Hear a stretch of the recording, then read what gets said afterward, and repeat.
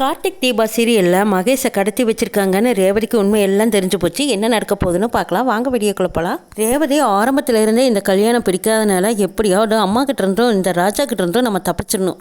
அம்மா ரொம்ப கண்டிஷனாக சடங்கு சம்பிரதாயம் இதெல்லாம் செஞ்சுட்டே இருக்காங்க. இதெல்லாம் எனக்கு ஒரு துளி கூட சுத்தமாக பிடிக்கல. விருப்பப்பட்ட மகேஷ் கூட வாழ முடியல. விருப்பமே இல்லாத இந்த சடங்கு சம்பிரதாயமெல்லாம் என்னால் ஏற்றுக்கவும் முடியல. அம்மா செய்கிறதெல்லாம் பார்க்கும்போது இது மனசால் ஏற்றுக்க முடியல. மனசு ரொம்ப உளைச்சலுக்கு ஆளாகுது.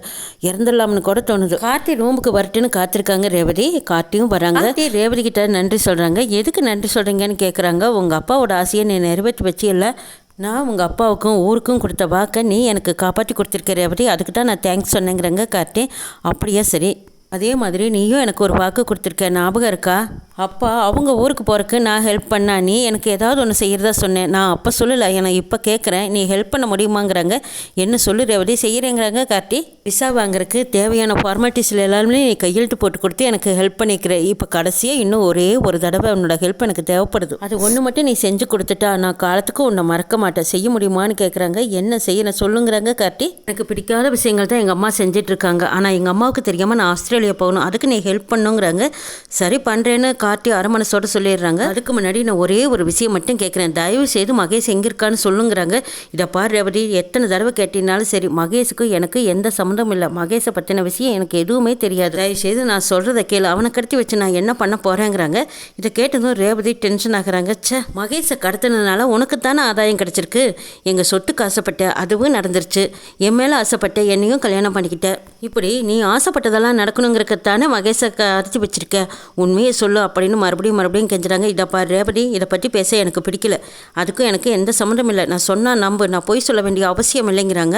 ஆமாம்மா, நீ பொய் சொல்ல மாட்டேன்னு தெரியும். மகேஷை யார் கடத்தி வச்சிருக்கா, என்ன ஆனான்னு எனக்கு எதுவுமே தெரியல. அதுதான் எனக்கு ரொம்ப கஷ்டமாக இருக்குதுங்கிறாங்க ரேவதி. ரேவதி புலம்புறதை பார்த்து கார்த்தி என்னமோ செய் அப்படின்னு சொல்லி அவங்க பாட்டுக்கு படுத்து தூங்கிடுறாங்க. மகேஷை காணுமேனு நாம் புலம்பிகிட்டு இருக்கோம். இவன் என்ன படுத்ததும் தூங்கிட்டானா?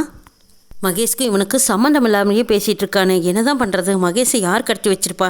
நம்ம வெளிநாடு போகிறதுக்குள்ளேயா எப்படியாவது மகேஷை கண்டுபிடிச்சி மாயக்காகிட்ட ஒப்படைச்சிடணும். பாவம் மாயக்கா, அவங்களுக்குன்னு யார் இருக்கா? மகேஷ் தானே ஒரு ஆதரவு. என்ன செய்யலான்னு ரேவதி யோசிச்சுட்டு அப்படி வெளியில் வராங்க. சாமுண்டேஸ்வரி ரேவதி வந்ததை கவனிக்காம சொல்லு மகேஷ் என்ன பண்ணுறான் அப்படின்னு கேட்குறாங்க. இப்படி கேட்டதுமே ரேவதிக்கு தூக்கி வாரிப்படுது. என்னது அம்மா மகேஷ்னு சொல்லிட்டு இருக்காங்க. அப்போது மகேஷை பற்றின உண்மை ஏதாவது அம்மாவுக்கு தெரிஞ்சிருக்குமா? அப்படி என்ன தான் பேசுகிறாங்க, அதுவும் இந்த நேரத்துலேன்னு ஒட்டி கேட்குறாங்க ரேவதி. ரேவதிங்க மகேஷை கட்டி போட்டு அவன் சாப்பிட மாட்டேங்கிறான்னு ஃபோன் பண்ணி சொல்லியிருக்காங்க. இதை கேட்ட சாமுண்டேஸ்வரிக்கு சரியான கோவம் வருது. இது சாப்பிட மாட்டேங்கிறானா? இன்னும் கொஞ்சம் நேரத்தில் நான் அங்கே வர்றேன். எக்காரணத்தை கொண்டு அவனை அவுத்து விட்டுறாதீங்க. அவன் உங்களை விட்டு தப்பிச்சு போயிட போகிறான். பார்த்து பாதுகாப்பாக பத்திரமா கட்டி போட்டு வைங்க. இப்போ வந்துடுறேன்னு சொல்லிட்டு சாமுண்டேஸ்வரி ஃபோனை கட் பண்ணிவிட்டு போய் சாவி எடுத்துகிட்டு வரதுக்குள்ளேயா ரேவதி குடுக்குன்னு வெளியில் வராங்க. காருக்கு பின்னாடி போய் நிற்கிறாங்க. அம்மா வரதுக்குள்ள நம்ம கார் டிக்கிக்குள்ளே ஒளிஞ்சிக்கலாம். அம்மா எங்கே போகிறாங்கன்னு தெரிஞ்சுக்கிட்டோம்னா நிச்சயமாக மகேஷ் இருக்கிற இடம் நம்ம தெரிஞ்சுக்கலான்னு நினச்சி கார் டிக்கியை ஓப்பன் பண்ணி ரேவதி அந்த கார் டிக்கிக்குள்ளே படுத்துக்கிறாங்க. மகேஷ் இவ்வளவு நாளாக காணுமேனு நாமளும் பதறி போனோம். ஆனால் அவன் அம்மாவுக்கு இந்த மகேஷ் இருக்கிற இடம் தெரிஞ்சிருக்கு. எங்கே தான் போகிறாங்கன்னு நாமளும் பார்க்கலான்னு அமைதியாக படுத்திருக்காங்க ரேவதி. சாமுண்டீஸ்வரி சாவியை எடுத்துகிட்டு வந்ததும் கார் கதவை ஓப்பன் பண்ணி தானே காரை ஓட்டிகிட்டு போகிறாங்க. போய்கிட்டே இருக்காங்க. ஒரு குடோனுக்கு போகிறாங்க. அங்கே போனதும் காரை நிறுத்துகிறாங்க. ஏதோ ஒரு இடத்துல நிற்கிதேன்னு நினச்சி ரேவதி டெக்கியை ஓப்பன் பண்ணி பார்க்குறாங்க. அந்த குடோன் புதுசாக இருக்குது. அந்த இடத்துல இறங்குறாங்க. இறங்கி பார்த்தா சாமுண்டீஸ்வரி அந்த குடோனுக்குள்ளே போகிறாங்க. பின்னாடியே ரேவதியும் யாருக்கும் தெரியாமல் பதுங்கிக்கிட்டு போய் அங்கே என்னதான் நடக்குதுன்னு போய் ஜன்னல் வழியாக நின்று பார்க்குறாங்க. பார்த்ததும் ரேவதிக்கு அப்படியே தூக்கி வாரி போடுது. அதிர்ச்சியில் அப்படியே மிரண்டு போய் நிற்கிறாங்க. சாமுண்டீஸ்வரி போனதும் மகேஷ் ஓங்கி பலார்னு ஒரு அறை விடுறாங்க. ஏண்டா என்னடாச்சு உனக்கு? என்ன சாப்பிட மாட்டேங்கிறியா அப்படின்னு கேட்கவும், ஆமாம் மேடம், நாங்களும் எங்களுக்காக வரைக்கும் சொல்லி பார்த்தோம், சாப்பிட மாட்டேன்னு பிடிவாதம் பண்ணிட்டு இருக்கான்னு சொல்கிறாங்க ரேவதிங்க. பாருடா, நீ என்னதான் பிடிவாதம் பிடிச்சாலும் நான் உன்னை இப்போதைக்கு விடுறதா இல்லை. இங்கே மரியாதையாக இருந்தால் ஏதோ இன்னும் கொஞ்ச நாளையில் தப்பிச்சு வெளியில் போகலாம். இல்லைன்னா இப்படியே நீ சாக வேண்டியதானுங்கிறாங்க சாமுண்டீஸ்வரி. ஐயோ மேடம், தயவு செய்து என்னை கட்டி அவுத்து விட்டுருங்க. நான் எங்கேயாவது உங்கள் காணாத இடத்துல போயிடுறேன், கண்காணாத இடத்துக்கு போயிடுறேன். உங்கள் கண்ணில் படமாட்டேன் மேடம், தயவு செய்து என்னை விட்டுருங்கன்னு கெஞ்சுறாங்க மகேஷ். பண்ண நான் அயோக்கியத்தனத்துக்கு சும்மா விட்டுருவேன்னு நினச்சியா? அது மட்டும் நடக்காது. ஆனால் விடுற வரைக்கும் நீ இங்கேயே கிடந்து சாகுங்கிறாங்க சாமுண்டேஸ்வரி. இதையெல்லாம் பார்த்துட்டு இருந்த ரேவதிக்கு ஒரே அதிர்ச்சி. அம்மா தான் யாருக்கும் தெரியாமல் மகேஷை கடத்திட்டு வந்து இந்த குடோனில் கட்டி போட்டு அடைச்சி வச்சுருக்காங்களா? ஆனால் இது வரைக்கும் யாருக்குமே தெரியலையே. நம்ம டிரைவர் ராஜாவை தப்பாக புரிஞ்சுக்கிட்டோம். பாவம், அவருக்கு எதுவுமே தெரியாது போல இருக்குது. அம்மா இவன் தான் மாப்பிள்ளைன்னு சொல்லி என் மனசில் ஆசையை வளர்த்து கல்யாண பத்திரிக்கையெல்லாம் அடித்து விருப்பப்பட்ட மகேஷையே கல்யாணம் பண்ணிக்க போகிறோன்னு எவ்வளோ சந்தோஷமாக இருந்தா.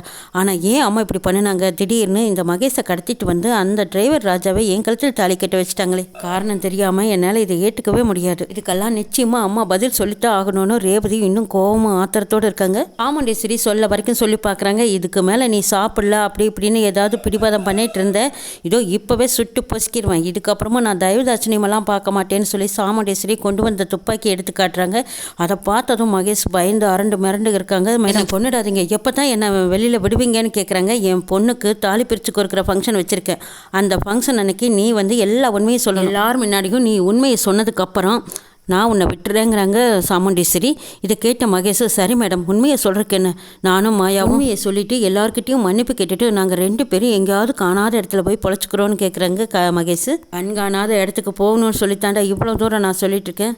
திரும்ப வந்து என் பொண்ணோட மனசை மாற்றிடலான்னு அவகிட்ட ஏதாவது பேச்சு கொடுத்த அடுத்த நிமிஷமே நான் உன்னை உயிரோட விட்டு வச்சுக்க மாட்டேன்னு சொல்கிறாங்க. இல்லை மேடம், சத்தியமாக நீங்கள் என்னை கட்ட அவுட்டு விட்டதும் நான் ரேவதி கிட்டே எல்லா உண்மையும் சொல்லிவிட்டு நானும் மாயாவும் எங்கேயாவது போயிடுறோங்கிறாங்க மகேஷ். சொன்ன வாக்கை காப்பாற்றுவேன்னு நினைக்கிறேன். சரி, இவனை மறுபடியும் கட்டி போடுங்க, சாப்பிடலேன்னு முரண்டு பிடிச்சானா வெளுத்து வாங்க, தாட்சணியம் பார்க்க வேண்டாம்னு சொல்லிட்டு சாமுண்டேஸ்வரி அங்கேருந்து கிளம்பி வராங்க. அவங்களுக்கு முன்னாடியே ரேவதி வந்து உட்காந்துக்கிறாங்க. ரேவதி நேல அம்மா செஞ்சதையெல்லாம் நினச்சி பார்த்து ஜீர்ணிக்கவே முடியல. அம்மா இவ்வளோ பயங்கரமானவங்களா, இவ்வளோ கொடூரமானவங்களா, இப்படி எல்லாம் நடந்துக்குவாங்கன்னு நினச்சி கூட பார்க்கலேன்னு நினச்சிக்கிட்டு இருக்காங்க ரேவதி. போனதும் சாமுண்டேஸ்வரி நம்மளை யாருமே பார்க்கலேன்னு நினச்சிக்கிட்டு காரை விட்டு இறங்கி போகிறாங்க. அவங்களுக்கு பின்னாடி ரேவதி டிக்கெட் திறந்து இறங்குறாங்க. ரேவதி நேல கண்ணில் பார்த்த எதையுமே இது வரைக்கும் நம்பவே முடியல. அம்மாவா இப்படி ஒரு காரியத்தை பண்ணியிருக்காங்க, இந்த அளவுக்கு இறங்கி போவாங்கன்னு நான் நினச்சி கூட பார்க்கலேன்னு நினச்ச ரேவதி வீட்டுக்குள்ளே போகிறாங்க. அப்படியே பிரமத்தி பிடிச்ச மாதிரி ரூம்குள்ளே போய் கார்த்தியை பார்க்குறாங்க. கார்த்தி அமைதியாக நிம்மதியாக தூங்கிட்டு இருக்காங்க.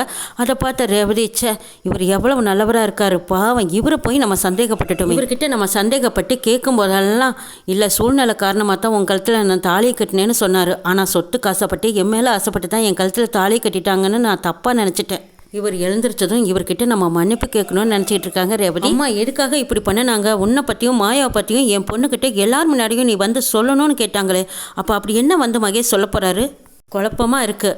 ஏதோ ஒரு ரகசியத்தை மகேஷ் மறைச்சிருக்காரு. இது அம்மாவுக்கு தெரிஞ்சதுனால தான் அம்மா இப்படி ஒரு முடிவு எடுத்திருக்காங்க. அம்மா செஞ்சது சரியா தப்பா தெரியல, ஆனால் என் வாழ்க்கையில் இப்படி தப்பு பண்ணிட்டாங்களேன்னு நினைக்கும் போது என் மனசே ஆறலேன்னு நினச்சிட்டு இருக்காங்க ரேவதி. சந்திரா நடக்கிறதையெல்லாம் பார்த்துட்டு இது உடனே சிவனாண்டி கிட்ட சொல்லணும்னு போய் சிவனாண்டியை தனியாக வர சொல்லி பேசுகிறாங்க. இதை பாருங்க, எங்கள் அக்கா ஒரு விஷயம் பண்ணியிருக்கா, அது என்னங்கிறத நான் உங்ககிட்ட சொல்லிட்டு போகலான்னு தான் உங்களை தனியாக கூப்பிட்டேங்கிறாங்க. அப்படியே சந்திரா, என்ன அப்படின்னு கேட்குறாங்க சிவனாண்டி. எங்கள் அக்கா செங்கல் சோள பிஸ்னஸ்க்காக 50 லட்சம் ரூபாய் அந்த டிரைவர் ராஜா பையில நம்பி கொடுக்குறா. அந்த பணம் இன்னும் இது வரைக்கும் கணக்கில் வரலைங்க. அதை வச்சு உங்களால் ஏதாவது பண்ண முடியுமான்னு பாருங்கன்னு சந்திரா ஒரு சின்ன தகவல் கொடுத்துட்றாங்க. இது போதும் சந்திரா, உங்கள் அக்காக்காரி ஊருக்கு முன்னாடி தலகுனிச்சு நிற்கிறக்கும் அவளை அரெஸ்ட் பண்ணி கூட்டிகிட்டு போகிறக்கும் இந்த சின்ன தகவல் போதுமே அப்படின்னு சொல்லிட்டு சிவனாண்டி உடனே இன்கம் டேக்ஸ் ஆஃபீஸருக்கு ஃபோன் பண்ணுறாங்க. எப்படியாவது யார்கிட்டையும் மாட்டிக்காமல் இந்த பிளானையாவது சரியாக சக்ஸஸ்ஃபுல்லாக நடத்திடுங்க. சரியா, நான் வரேன், யாராவது பார்த்துட்டா பிரச்சனை ஆயிடுன்னு சொல்லிட்டு சந்திரா அங்கேருந்து ஓடிடுறாங்க. சாமுண்டேஸ்வரி வீட்டில் ஃபங்க்ஷன் நடக்கிறதுக்கான ஏற்பாடுகள் நடந்துட்டு இருக்கு. அங்கே பார்த்து இன்கம் டேக்ஸ் ஆஃபீஸர் எல்லாம் வந்துடுறாங்க. இவங்களையெல்லாம் பார்த்து சாமுண்டேஸ்வரி அதிர்ச்சி அடைகிறாங்க. சார், நீங்களே இருக்காங்க இங்கே வந்திருக்கீங்கன்னு கேட்கவும், மேடம் உங்கள் வீட்டை சோதனை போடணும், எங்களுக்கு இன்ஃபர்மேஷன் வந்திருக்குங்கிறாங்க.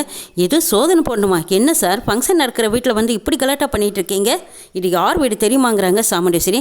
தெரியும் மேடம், இருந்தாலும் எங்களுக்கு வந்ததுக்கப்புறம் நாங்கள் இதுக்காகவெல்லாம் வெயிட் பண்ண முடியாதுங்கிறாங்க. யாருன்னு தெரியாமல் என் வீட்டுக்குள்ளே வந்துட்டீங்க சாருங்கிறாங்க சாமுண்டேஸ்வரி. மேடம் நீங்கள் யாராக வேணாலும் இருந்துட்டு போங்க, என்ன இருந்தாலும் நீங்கள் எங்களுக்கு ஒத்துழைப்பு கொடுத்து தான் ஆகணுங்கிறாங்க. கார்த்தி வந்து, மேடம் அவங்க வேலையை அவங்க பார்க்கட்டும் விட்டுருங்கிறாங்க. கார்த்தி விசேஷம் நடக்கிற வீட்டில் சோதனை போடுறேன்னு வந்தா இதை தப்பல்ல வாங்குறாங்க சாமுண்டேஸ்வரி. மேடம் அவங்க டியூட்டி அவங்க பார்க்குறாங்க, அவங்களுக்கு நீங்கள் சப்போர்ட் பண்ணணும், இந்த டைமில் நாம் எதுவும் பேசக்கூடாதுன்னு கார்த்தி சொல்லிடுறாங்க. சாமுண்டேஸ்வரியும் அமைதியாக நிற்கிறாங்க. அங்கே ராஜராஜனுக்கு கைகாலெல்லாம் பதறது.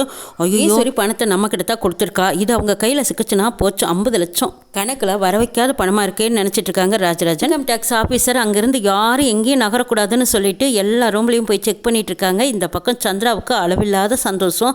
அப்பாடா, எப்படியோ இவ்வளவு நாளைக்கு அப்புறம் அக்காவை நல்லா மாட்டி விட்டாச்சு, இதுலேருந்து யாருனாலையும் இங்கே தப்ப முடியாதுன்னு நினச்சிட்டு இருக்காங்க சந்திரா. ராஜராஜன் அமைதியாக சாமுண்டேஸ்வரி கிட்ட போய், என்ன ஈஸ்வரி இப்படியே போச்சே, அந்த பணத்தை நீ என்கிட்ட கொடுத்த, நானும் அதை பத்திரமா பாதுகாப்பாக வச்சிருக்கேன், அதுக்குள்ளே இப்படி யார் தகவல் கொடுத்துருப்பாங்கிறாங்க. சரி விடுங்க, என்ன நடந்தாலும் நம்ம பார்த்துக்கலாங்கிறாங்க ஈஸ்வரி. ஆஃபீஸர் எல்லாரும் அங்கங்கே தேடி பார்த்துட்டு பார்த்துட்டு எங்கேயுமே பணம் இல்லைன்னு வந்து நிற்கிறாங்க. எல்லாரும் வந்து சாமுண்டீஸ்வரி கிட்ட சாரி கேட்குறாங்க. தப்பான இன்ஃபர்மேஷன் யாரோ கொடுத்துட்டாங்க மேடம், அதனால தான் நாங்கள் வந்து சோதனை போட வேண்டியதாக போச்சு, நீங்கள் ஒன்றும் தப்பாக எடுத்துக்காதீங்க. இன்ஃபர்மேஷன் வந்ததும் செய்ய வேண்டியது எங்கள் கடமைக்காகத்தான் நாங்கள் வந்து சோதனை போட வேண்டியதாக ஆச்சே தவிர வேறு எதுவும் இல்லை, எந்த காரணமும் கிடையாது, நீங்கள் தப்பாக எடுத்துக்காதீங்க, ஃபங்க்ஷனை நல்லபடியாக நடத்துங்கன்னு சொல்லிட்டு ஆஃபீஸர் அங்கேருந்து கிளம்பி போகிறாங்க. மறுபடியும் ராஜராஜனுக்கு தூக்கி வரி போடுது. என்னடா இது, பணத்தை நம்ம ரூமில் தானே வச்சோம், அப்போ அது எங்கே போச்சு, காணாமல் போச்சா அப்படின்னு தவிக்கிறாங்க. ராஜராஜன் அவங்க எல்லாரும் போனதும் அவங்க ரூமுக்கு ஓடுறாங்க. படப்படன்னு ஓடுனதும் அவருக்கு குப்புன்னு வைக்குது.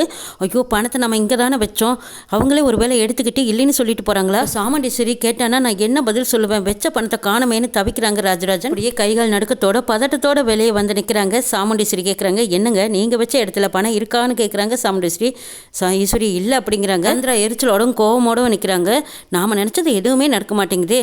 பணத்தை மாமா ரூமில் தானே வச்சுருந்தாங்க, வச்ச பணம் எங்கே போயிருக்கும், ஆஃபீஸ் கையிலையும் சிக்கல, இப்போ பணத்தையும் காணோம்னா அப்போ அது எங்கே தான் போயிருக்கும், யார் எடுத்திருப்பா. அக்காவை எப்படியாவது இதுலையாவது மாட்டி விடலான்னு பார்த்தா இதுலேயும் தப்பிச்சிட்டாலேன்னு நினைக்கிறாங்க சந்திரா. சாமுண்டீஸ்வரி ராஜராஜன் இவங்கெல்லாம் பதட்டத்தோடு நிற்கிறத பார்த்த கார்த்தி அங்கே வர்றாங்க. அத்தை என்னாச்சு அப்படின்னு கேட்கவும், இல்லை மாமா வச்ச பணத்தை காணுமா, இன்கம் டேக்ஸ்க்கு யார் தகவல் சொன்னாங்கன்னு தெரியல, அவங்களும் வந்து செக் பண்ணி பார்த்துட்டாங்க, பணம் எங்கேயுமே இல்லை, இப்போ மாமா வச்ச இடத்துலையும் பணத்தை காணோன்னா அந்த பணம் எங்கே போயிருக்குமா அப்படிங்கிறாங்க சாமுண்டீஸ்வரி. நீங்கள் ஒன்றும் கவலைப்படாதீங்க அத்தை, அந்த பணம் பத்திரமா பாதுகாப்பான இடத்துல இருக்குங்கிறாங்க கார்த்தி. இதை கேட்டதும் சந்தோஷப்படுறாங்க ராஜராஜன்.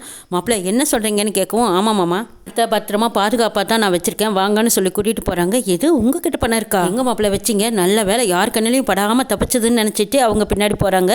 கார்த்தியை சமையல் கட்டு கூட்டிகிட்டு போகிறாங்க. இங்கேருந்து கூட்டிகிட்டு வந்தீங்கன்னு கேட்கவும், ஆமாம் மாமா இங்கே தான் வச்சிருக்கேங்கிறாங்க. சமையல் பண்ணுற இடத்துல பெரிய பெரிய பாத்திரம் வச்சுருக்காங்க. அதில் ஒரு பெரிய பாத்திரத்தில் மோர் இருக்குது. அவ்வளோ பணத்தையும் கவருக்குள்ளே வச்சு கவரை நல்லா இறுக்கி கட்டி அந்த மோருக்குள்ளே போட்டிருக்காங்க. அதை யாருமே இது வரைக்கும் கவனிக்கல. சாமுண்டீஸ்வரியும் ராஜராஜனையும் கூட்டிட்டு போய் காட்டுறாங்க. பரவாயில்ல மாப்பிள்ள, நல்ல வேலை இருக்கு, பரவாயில்ல மாப்பிள்ள, நல்ல நேரத்தில் நல்ல வேலை பார்த்துருக்கீங்க. இன்கம் டேக்ஸ்க்கு மட்டும் இந்த விஷயம் தெரிஞ்சிருந்தது நிச்சயமாக பணத்தை அள்ளிக்கிட்டு போயிருப்பாங்க, 1008 கேள்வி கேட்டிருப்பாங்க. தொழிலாளிகளுக்கு கொடுக்க வேண்டிய பணம் அதுக்காகத்தான் வச்சிருந்தேனே தவிர இது ஒன்றும் கணக்கில் வராத பணம் கிடையாதுன்னு சாமுண்டீஸ்வரி விளக்கம் சொல்கிறாங்க. கார்த்தி தலையச்சிட்டு அமைதியாக நிற்கிறாங்க. இதை பார்த்த சந்திராவுக்கு சரியான கோபம் ஆத்திர வருது. எல்லா வகையிலும் இந்த டிரைவர் பையன் முந்திக்கிட்டு வந்து எங்கள் அக்கா குடும்பத்தை காப்பாற்றிடுறானே, இவனுக்கு முதல்ல ஒரு முடிவு கட்டணும், அதுக்கு முன்னாடி எல்லாம் நம்ம அக்கா குடும்பத்தை தலை சாய்க்கவே முடியாது போல இருக்கு. கரெக்டான நேரத்தில் சரியான சமயம் பார்த்து இப்படி காப்பாத்திட்டானே, என் புருஷன் சந்தேகப்பட்ட மாதிரி இவன் ஒன்றும் சாதாரண ஆள் கிடையாது போல இருக்கு. ஒரு போன் போட்டதும் ஐஜியே வந்து நிக்கிறாருன்னா அப்ப இவன் எந்த அளவுக்கு ஒரு பவரான ஆளா இருப்பான். சாதாரண டிரைவர்னு கணிக்கவும் முடியல, பெரிய ஆள்னு நம்பவும் முடியல. மனசு எப்படி பார்த்தாலும் இவனை இந்த வீட்டில் ஏத்துக்க மனசே இடம் கொடுக்க மாட்டேங்குது. எப்படியாவது இவனை வெளியில அடிச்சு துரத்தணும்னு நினைக்கிறாங்க சந்திரா. ஆளி பிரிச்சு கோர்க்கிற ஃபங்க்ஷன் மட்டும் நடந்து முடியட்டும், அதுக்கப்புறம் இவனுக்கு இருக்குன்னு நினைச்சிட்டு இருக்காங்க சந்திரா. சிவனாண்டி கிட்ட சந்திரா போய் இந்த விஷயத்த சொல்றாங்க. இதை கேட்டதும் சிவனாண்டி மறுபடியும் ஆடி போயிடுறாங்க. அப்ப அவர் உண்மையிலுமே பெரிய ஆள் தான். சந்திரா, அங்க என்ன நடக்குதுன்னு மட்டும் எனக்கு அப்பப்போ தகவல் சொல்லு, அதுக்கப்புறம் பார்த்துக்கலாங்கிறாங்க. சரிங்க, ஒவ்வொரு தடவையும் நம்ம மூக்க உடச்சு விட்டுறான், இவனை நம்ம சும்மாவே விடக்கூடாது. தாலி பிரிச்சு கோர்க்கிற விசேஷத்துல ஏதோ சர்ப்ரைஸ் வச்சிருக்கேன்னு சொல்லியிருக்கேன் எங்க அக்கா, அது என்னன்னு தெரிஞ்சுக்கிட்டு நான் உங்களுக்கு ஃபோன் பண்றேன்னு சந்திரா போனை கட் பண்றாங்க. சந்திரா கார்த்தியை கோவமா பாக்குறாங்க. எல்லாத்துக்கும் காரணம் நீங்க தானே எனக்கு தெரியுங்கிற மாதிரி கார்த்தியும் சந்திராவை பாக்குறாங்க. ரேவதி கார்த்தி கிட்ட அன்பா நடந்துக்கிறாங்க. இந்த பக்கம் சாமுண்டீஸ்வரியை பார்த்ததும் சரியான கோபத்தில் இருக்காங்க ரேவதி. அம்மா, நீங்கள் பண்ண காரியத்துக்கு உங்ககிட்ட நான் சொல்லாமையே நான் வெளிநாடு போக போகிறேன், நீங்கள் இப்படி பண்ணுவீங்கன்னு நான் நினச்சி கூட பார்க்கல, நீங்கள் தான் எனக்கு இவ்வளோ பெரிய துரோகத்தை பண்ணியிருக்கீங்கன்னு நினைக்கிறாங்க ரேவதி. மகேஷ் மாயா 2 பேரும் உண்மையை சொல்லலான்னு வர்றதுக்குள்ளையா ரேவதி அவசரப்பட்டு கார்த்தியை கூட்டிகிட்டு அங்கேருந்து கிளம்பிடுறாங்க. இன்னும் என்னால் நடக்க போதுங்கிறதையும் நாளை சொல்ல பார்க்கலாம்.